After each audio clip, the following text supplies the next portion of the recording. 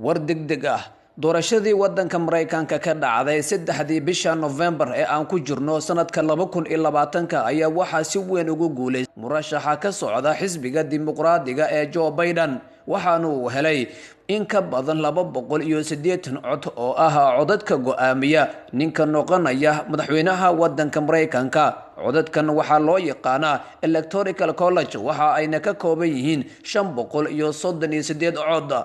madaxweyne Donald Trump ayaa wali waxa uu codadkaasi ka helay 214 cod waxaana Mr. Joe Biden uu noqonayaa madaxweynihii 46aad ee wadanka Mareykanka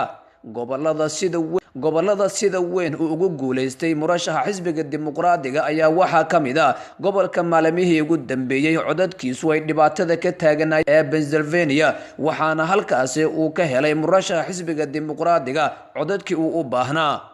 inkastoo madaxweyne Donald Trump uu ka hadlin haddana waxa wadanka Mareykanka ka dhacaya dibadbaxyo waaweyn oo durba lagu muujinayo taageerada loo hayo xisbiga dimuqraadiga si gaar ah murashaxa doorashada ku guuleystay ee haweeneyda Kamala Harris ayaa waxa ay noqonaysaa gabadhii ugu horeysay oo midow ah oo iyada oo madaxweyne ku xigeen ah aqalka cad maamusha muddo 4 sano ah tan iyo taariikhda Mareykanka waxaana Kamala Harris ay noqonaysaa haweeneydii ugu horeysay ee madaxweyne ku xigeena isla markaana ka soo jeeda midowga Joe Biden oo maanta gelankii dambe saxaafadda la hadlay ayaa waxa uu sheegay in uusan oranaynin in doorashadu isagu ku guuleystay laakiin sida ay wax u socdaan ayuu Mr. Biden sheegay in isagu uu noqon doono madaxweynaha bedelaya Donald J. Trump inkastoo daqiiqadaha uu hadlayay Mr. Joe Biden ka hor madaxweyne Donald Trump uu ugu digay Mr. Joe Biden inuu sheegto in doorashadu isagu ku guuleystay Kamala Harris iyo Joe Biden ayaa noqonaya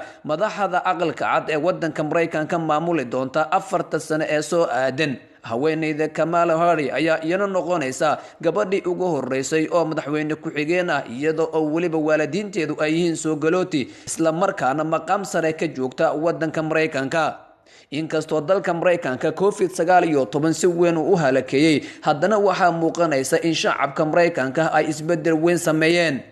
dhinaca kale waxa xusin mudan in gobolada Pennsylvania, Georgia iyo gobollo kale oo ka tirsan wadanka Mareykanka ay noqdeen kuwii natiijada halista geliyay isla markaana madaxweyne Donald Trump ku qasbay inuu sheegto in uu isagu inta badan doorashada ku guuleystay Joe Biden iyo ku xigeenkiisa Kamala Harris ayaa hadda guud ahaan wadanka Mareykanka si weyn looga dabaaldegaya waxa ayna sidoo kale la filayaa in daqiiqadaha soo aadan uu hadlo Joe Biden iyo sidoo kale gabadha ku kiisa uu igmaday ee Kamala Harris waxaana hadda 4 sano ee soo socota dawladda Mareykanka iyo guud ahaan siyaasadda caalamka ay yeelanaysaa waji cusub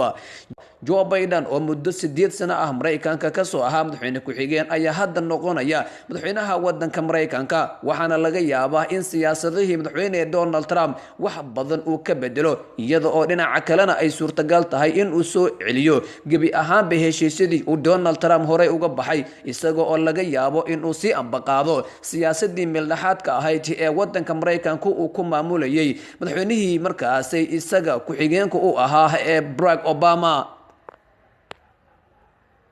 fadlan haddii aad ku cusub tahay channelkeena saar subscribe si aad u daawato xog walba halkan soo dhigno